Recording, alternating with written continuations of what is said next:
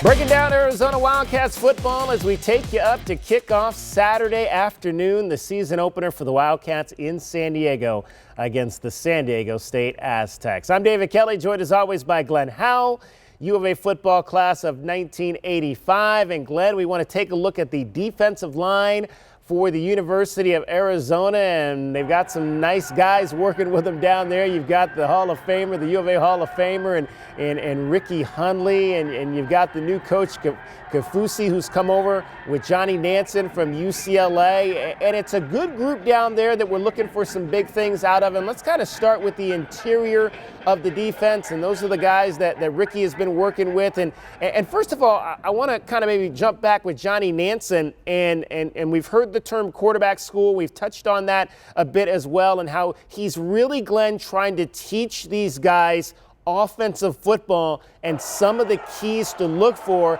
And when we start with the middle, the guys, the nose tackles and the defensive tackles, they're really keying on what those guards and those centers are doing to try to be effective in stopping offenses.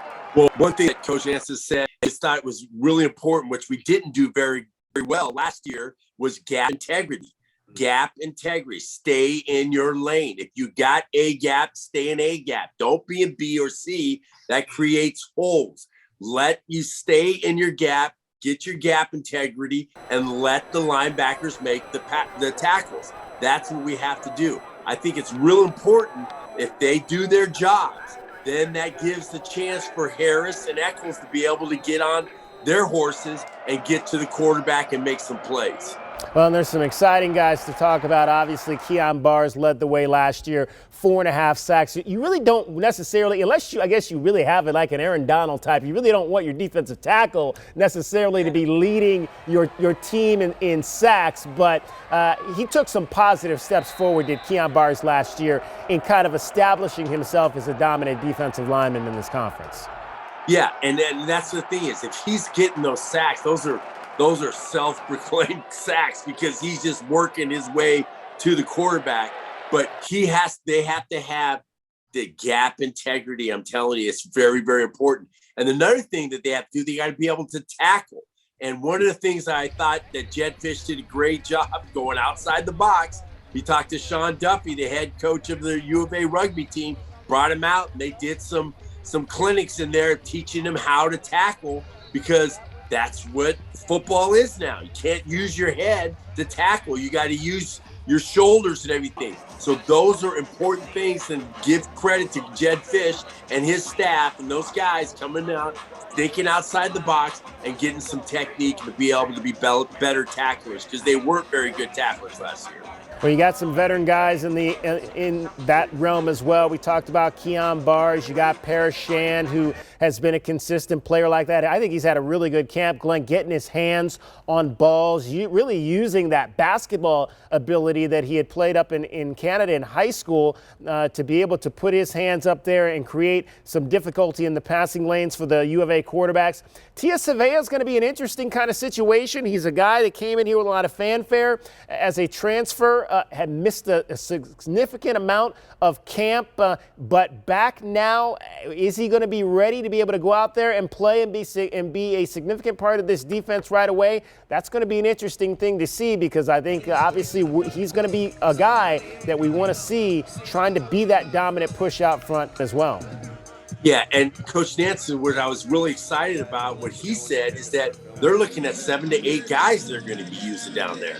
And that's a great thing. I think that's really a great thing, because we usually have 5 or maybe even 6 was the most, but we're looking at a bunch of guys. You know, Dion said we got guys that are coming out of the woodworks that are be able to get some time and be able to give these guys a little bit of a blow. And if we're fresh and we're attacking the ball, we're going to be an attack defense. And I really am excited about what our guys can do. Dion Wilson, he's another guy I've liked in training camp and fall camp. Young guy, he is only a sophomore, and another tremendous potential defensive tackle there as well to kind of mix into that group. Now, as we move out to the edges, you mentioned Jalen Harris, you mentioned Hunter Echols. Echols, another transfer in as they brought in some transfers to try to create some chaos. Has that pedigree, has worked with Johnny Nansen, knows what Nansen wants from this defense. He is going to be a guy that's going to be expected to rush the quarterback and try to really vault up the sack numbers for this defensive line. And you mentioned also Russell Davis. I mean, he's a true freshman. When you look at the group of true freshmen, and there's about 6 of them on the list, he's a guy that I think really for me that stood out. Dad played 9 seasons in the NFL, so he has that NFL pedigree, just needs to maybe put on a little bit more weight to be able to handle some of those bigger defensive or offensive tackles. Well, what he's making up for that weight is the motor. Yeah, and the speed. I watched that kid, and that kid's got a motor. He comes after you. He's like a gnat. He's like a mosquito that you want to get him off me. I mean, he keeps on coming. And that kid, I love his motor. He's going to get in there and he's going to get some sack. Got tons of potential for what he can be. And he's a good technician, too. Technician is really good to have when you're that young. So he has to use his technique to get by these 6'7", 325-pound offensive tackles that he's going to be challenging. And believe me, some of those guys are going to look at him and say, man, this guy's fast. And he's going to be able to get to the quarterback, and I'm excited about watching him too.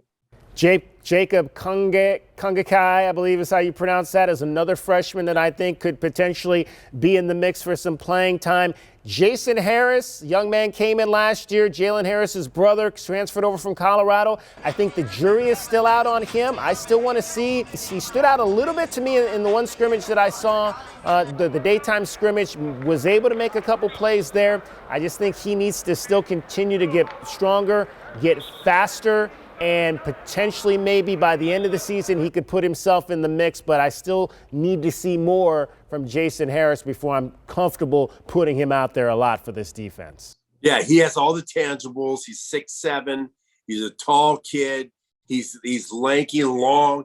He's gonna get there. I've seen some improvement in him from last year to this year. I see a little bit more explosiveness. I see a little bit more physical. He's more physical than he was before, and that's good. I think his body has changed, so he's getting a little bit more confidence. So I'm excited about what he's going to bring to the table this year, and we have to be able to show, because there's a lot of guys there that he's going to have to compete with, and that's good that we have competition for playing time.